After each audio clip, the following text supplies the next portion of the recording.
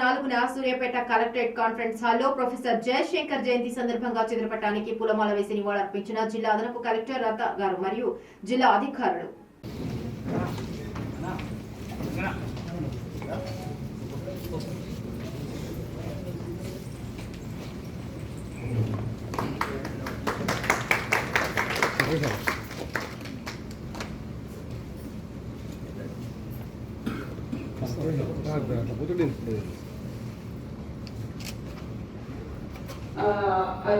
విషయాన్ని గ్రహించి దానికి అసలు ఏం చేస్తే బాగుంటుంది అని ఒక సిద్ధాంతాన్ని క్రోడీకరించుకున్నారు.